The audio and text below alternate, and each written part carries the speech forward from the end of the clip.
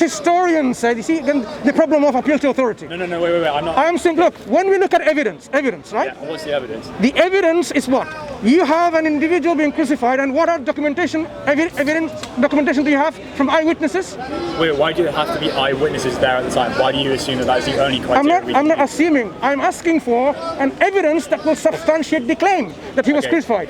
When the evidence is lacking, all you have is rumors. People say this. For example, I have been told that yes, he was crucified, but I may have been misinformed, isn't it?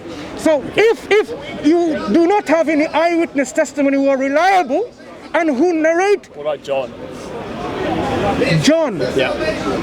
Who is John? The beloved disciple. And is he trustworthy? I would say he's trustworthy. Not you. Who testified of his trustworthiness? Clement did, Polycarp did. Were they contemporaries of him? Contemporary. No. So basically, you've missed the whole stream. I haven't missed the whole stream. You've missed the whole stream on E.F. Dawa, on the very concept of crucifixion as a historical event. There are many streams, and it looks like you have not watched them. So I suggest again, before we talk about it, we can talk about it again. I'm not saying point blank, I'm not talking to you. Watch those streams on E.F. Dawa.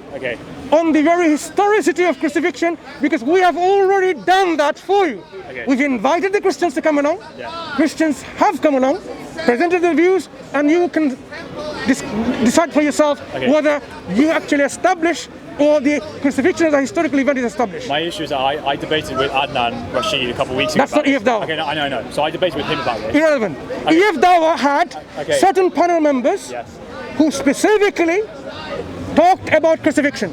So, for example, today at 10 o'clock UK time, they will be talking about the historicity of the Pauls on Paul. They've done on Gospels, Matthew, Mark, Luke, and John, and prior to that, they did on crucifixion. So this has already been done.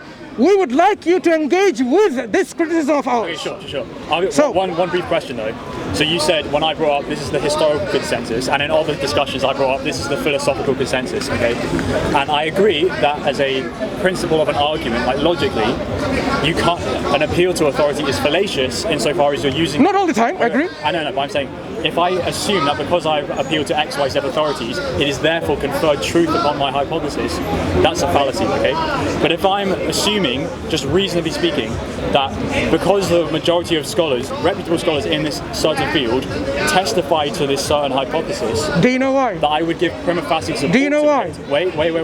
Before you explain why, my question is, should I not, until I have other alternate reasons, give my support for that hypothesis? No, you should examine the evidence yourself. No, I'm saying by the evidence that are presented by... Look, you're not going to take the person as an authority, but what they're bringing as an evidence. Yeah, sure. Good. That's how you should work. So I agree. Take the evidence they brought forward and engage with it. Yeah. We have already engaged with this evidence. E.F. Dawa, if you haven't watched it, I cannot, how to even emphasize that. Watch those streams and then we talk further. Because the Quran doesn't say no crucifixion happened. It simply says it was a mistaken perception that people crucified Christ. That's what it says. Islamic argument. It's always been the case. No, this is the Quranic statement, right? I am not reinventing what the Quran says. I'm simply stating what the Quran says. That people mistakenly thought that Jesus was crucified. Like many people may think Jesus was this and Jesus was that, right? For example, the people at his time, they thought he was demon-possessed. Do you agree with the majority of the Pharisees and the Sadducees that yes, Jesus was indeed demon-possessed, because we have a historical testimony from the eyewitnesses who interacted with Jesus, and there were a large number of people. Do you agree? The only hypothesis we have? No, I'm asking you a simple question. No, I don't agree. Right. So even though you have eyewitness testimony that he was demon-possessed, by the large number of people, you still disregard that. Right, and why would I disregard that? I'm simply saying you still do. You may have your reasons. Yes. Likewise, you can bring in your historical scholarship. I can disregard the evidence for my reasons. Okay, but my issue is that in many discussions we've had in the past, you've just demonstrated that you dismiss scholars outright. No, Wait, you're making a logical fallacy again. Okay, shall I prove it? Literally last week we had a discussion, and I said to you that there are most scholars in the philosophy of religion say that dependence is not necessarily a weakness.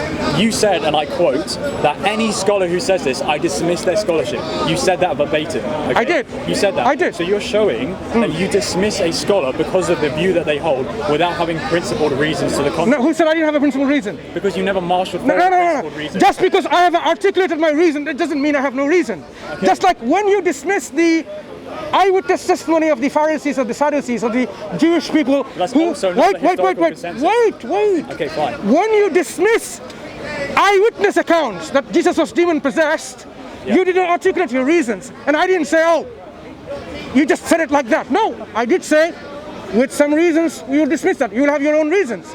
I may have my principal reasons and arguments and evidence against that view. That's why I started by saying this universe, could it be non-contingent?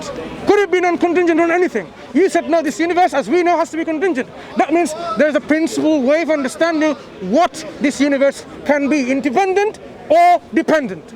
So I am saying, anyone who says, for example, God the Father is dependent of his existence on someone else, they really haven't understood what it means by dependence and sufficiency and aseity. Except for the philosophers of religion. Aseity. Are you saying? Which it. philosopher says God doesn't necessarily have to be ase? Say, has to be a what? Ase. I actually To possess aseity. I can't remember the definition of aseity. Can you just restate it? Aseity is all about self-sufficiency, independency. Yeah, sure. I don't know, but I never disputed Why don't you? that. I didn't dispute that. No, I'm not disputing that. I would like you to bring a scholar, because when someone is ase, when someone is ase, a being who is ase, they possess inherently omnipotence and independence. Yeah. If they possess independence, where did you say independence from? If you are sufficiency is if you are omnipotent, is there anyone else that you need to depend on for your potency or power? Perhaps, yeah. Depends what you mean. Then you are not omnipotent. Well, no. If you are depending within the one God, So basically saying, omnipotent. Psalm, we are told that God the Father What is omnipotent?